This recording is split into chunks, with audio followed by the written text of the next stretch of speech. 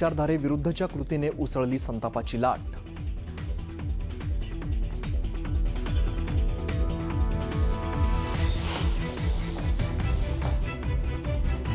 शिंदेंच्या हाती सिद्धिविनायकाच्या चाव्या गेल्यापासून चोरीचं प्रमाण वाढलं. दानचोरीवरून संजय राऊतांचा सदा सरवणकर यांच्यावरती हल्लाबोल.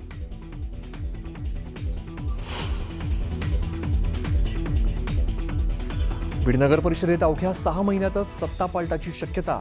क्षीरसागर बंधू एकत्र येण्याच्या हालचाली. आमदार विजयसिंह पंडितांच्या नेतृत्वाला मोठं आव्हान. पंतप्रधान मोदी देशाच्या विकासाचे फ्रेंड. भावनिक पोस्ट करत पंकजा मुंडेंकडून मोदींचं कौतुक.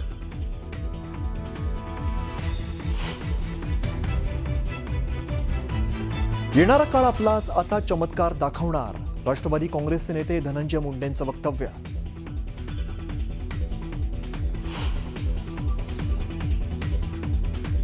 सकारात्मक टीका स्वीकारण्याची संस्कृती जपा. टीकेतून स्वतःमध्ये सुधारणा करण्याची संधी शोधा.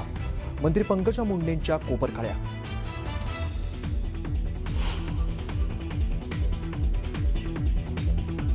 जळगाव आणि नाशिकमध्ये मुसळधार पावसामुळे पाणीसाठ्यामध्ये वाढ. गिरणा धरण 98% भरल्यामुळे 6 दरवाजे उघडले, तर करंजवन धरण 90% भरलं.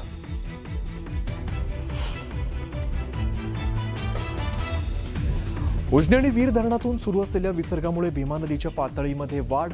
पंढरपूरमधील नदीकाठच्या वस्त्यांमध्ये शिरलं पाणी, तर अकलूजमधील घाट गेले पाण्याखाली.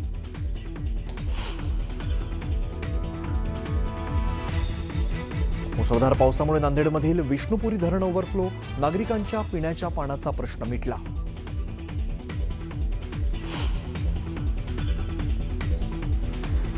मुंबईला पाणीपुरवठा करणारी 5 धरणं ओव्हरफ्लो. मुंबईकरांवरील पाणी कपातीचं संकट टळलं.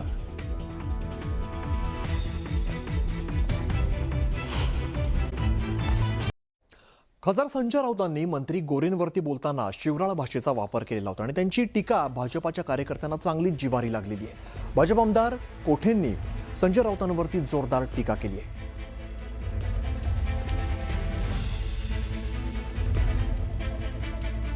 जयकुमार गोरे म्हणतात की पुढची निवडणूक उद्धव ठाकरे अभिजित दिपकेंच्या नेतृत्वाखाली लढणार आहे. काय म्हटलं त्याचं नाव? जयकुमार गोरे. येड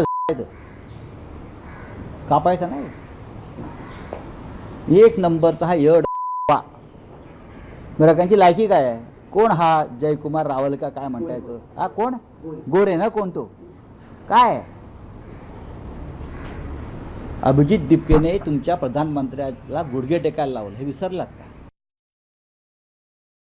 पक्ष कसं वाढवायचा याचा आदर्श संजय राऊतांनी जयकुमार गोरे साहेबांकडनं घेतले पाहिजे. आपण काय करतोय? आपल्यामुळं कुठंतरी ठाकरे परिवाराला तुम्ही अडचणीत आणण्याचं आजपर्यंत काम केलंय. बाळासाहेबांनी तुम्हाला सातत्याने आजपर्यंत भरभरून प्रेम देण्याचा प्रयत्न केलं, परंतु तुमची स्वतःची कुमत नगरसेवक म्हणून निवडून येण्याची सुद्धा नाहीये. तुम्ही राहत असलेल्या बूथवरती तुमच्या पक्षाला किती मतं पडलेत याचं आत्मचिंतन तुम्ही कुठेतरी केलं पाहिजे. तर संजय शिरसाट आणि अभिजित दिपके यांच्या भेटीबाबत चंद्रशेखर बावनकुळेंनी नाराजी व्यक्त केली आहे. एकनाथ शिंदेंनी अशा लोकांवरती कडक कारवाई केली पाहिजे अशी मागणी बावनकुळेंनी केली आहे. एकनाथ शिंदेंनी याची दखल घ्यावी अशी देखील मागणी त्यांनी केली आहे. तर शिरसाट आणि दिपके यांच्या भेटीवरून बावनकुळेंनी नाराजी व्यक्त केल्याचं आपण बघतो. आपण बघितलं होतं काही दिवसांपूर्वी संजय शिरसाट आणि दिपकेंची भेट झालेली होती, त्यांच्या घरी भेट झालेली होती. आता एकनाथ शिंदेंनी दखल घ्यायला हवी असं बावनकुळे म्हणतायत.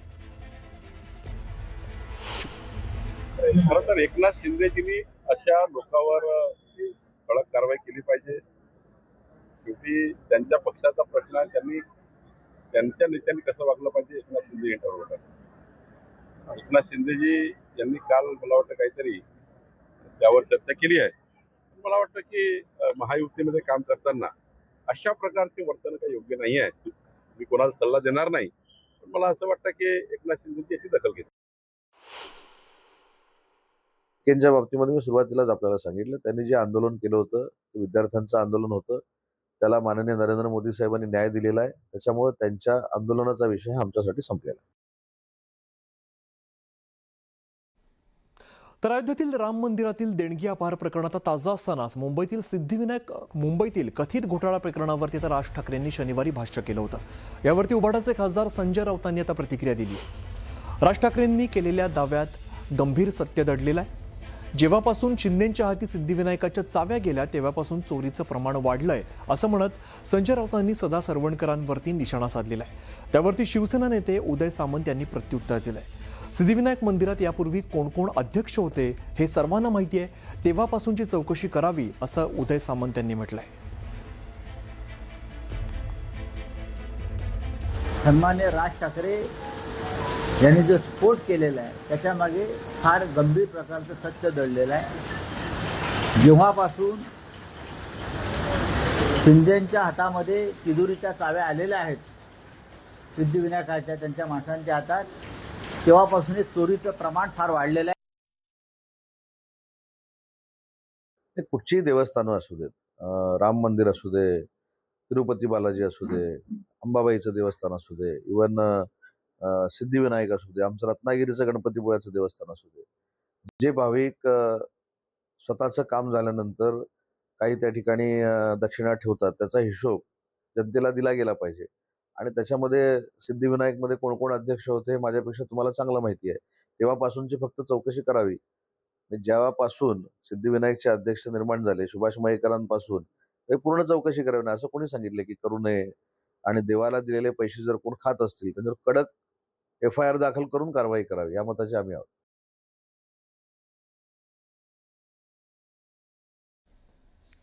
पुढची बातमी आपण बघूया. सिद्धिविनायक मंदिरामध्ये दानचोरी झाल्याचा आरोप राज ठाकरेंनी केलाय. दरम्यान चंद्रशेखर बावनकुळेंनी राज ठाकरेंना प्रत्युत्तर दिलंय. सरकारला दोष देणं चुकीचं असल्याचं बावनकुळेंनी म्हटलं. उद्धव ठाकरेंच्या काळात सिद्धिविनायक मंदिरात भ्रष्टाचार झाला, मग तो भ्रष्टाचार ठाकरेंनी केला का असा सवाल बावनकुळेंनी विचारलाय. सरकारने काय केलं आहे? सरकारने त्या ठिकाणी बदमाशी केली आहे. सरकारनेच त्या ठिकाणी सिद्धिविनायकाचे पैसे काढलेले आहेत. मग मागच्या काळामध्ये उद्धवजी मुख्यमंत्री असताना त्यांच्या पक्षाचा जेव्हा सिद्धिविनायकला अध्यक्ष होता तेव्हा जेव्हा भ्रष्टाचार झाला उद्धवजींनी केला का? सिद्धिविनायक मंदिरामध्ये उद्धव ठाकरेचे अध्यक्ष असताना तिथे भ्रष्टाचार झाला, तिथे पैसे गाढ झाले. आम्ही हे म्हणायचं का उद्धवजींनी केले? सरकारलाच त्या ठिकाणी इन्व्हॉल्व करणे योग्य नाही.